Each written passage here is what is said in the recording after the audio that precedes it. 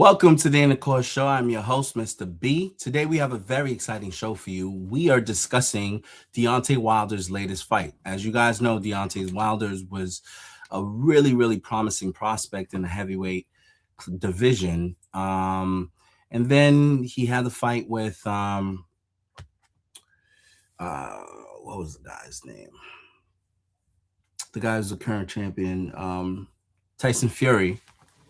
And he just hasn't been the same guy since. Hasn't won much since then. He's just recently faced Derek Chisora, and it looks like he got a little bounce back in his step. So that being said, we're going to check out the highlights of that fight and just kind of give some feedback and reaction to it.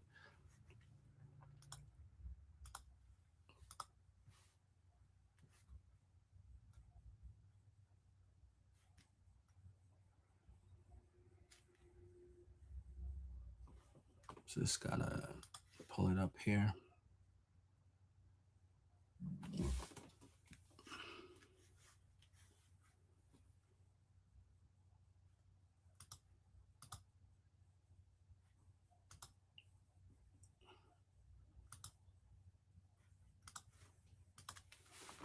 Okay. Let's jump right in.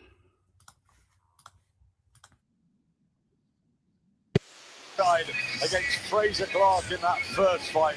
What a night that was. Okay, so that's the fight. That's the highlight of the fight. From what I can see here, I would say that it looked like Chisora kind of dominated the fight based on the highlights here. But the thing I would say about Deontay Wilder is that there is really no fluidity in terms of his defense. He doesn't move at all. He just kind of plants and bombs. And the other guy that he fought, Chisora, was kind of also a bomber. Like, these aren't guys. I'm used to watching Mike Tyson fight opponents. And when Mike Tyson's fighting an opponent, he's very active. He's moving his feet. He's moving side to side, moving his head. He's constantly transitioning so that he's not an easy target for the opponent to hit. In this case, it appears as if a lot of these guys are not as mindful of their movement. And so Deontay Wilder is a pretty slim guy. I don't know why he doesn't move more, but that was one of the reasons why Tyson Fury really got the better of him, because he was actively moving and actually boxing. Now, take nothing away from Deontay Wilder's power, because that's certainly been what has gotten a name made for him, is that he's known for knocking people out. But in this case, from what I can see, it seems like the Chisora guy really was landing some shots from what I can see. Now, maybe on a points basis, Wilder may have gotten the best of him on points. I would have said that fight should have gone to Chisora based on how that happened. But it was a split decision. Wilder got the W. Now, there's some speculation that he might face the UK fighter, Anthony Joshua. That would be a fight worthy of watching.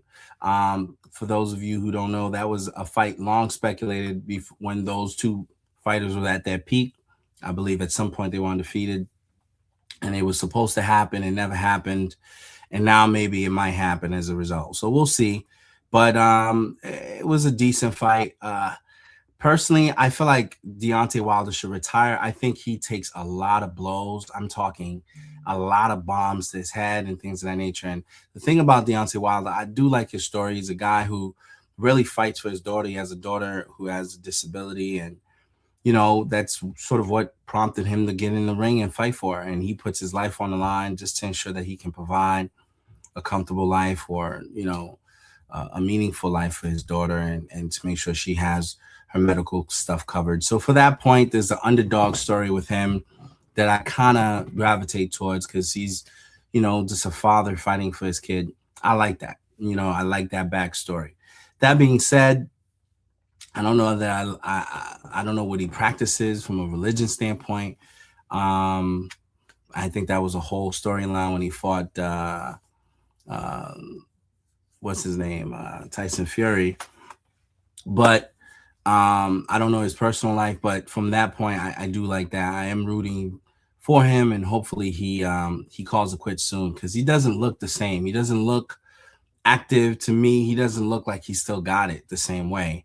I see a guy that is very, very dangerous if he hits you with one of his blows, but he also gets hit with a lot of blows. And I think it's one of those situations where even if he wins some of these fights, the long-term damage of some of the hits that he's taking to the head is possibly gonna, not necessarily be a good thing. I don't wish that on him. I pray that, he gets out of the sport sooner rather than later to minimize any long-term um, issues he may have.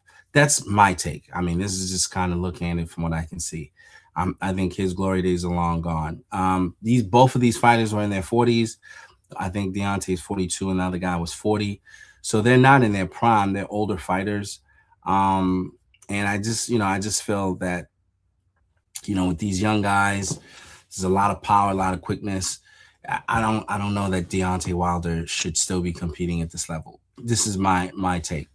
But what say you? Let me know what you think about Deontay Wilder and his future prospects in boxing. Should he continue? Should he hang it up? Do you think he won this fight? They gave him the victory, but it seems like it could have been questionable. Kind of could have gone either way.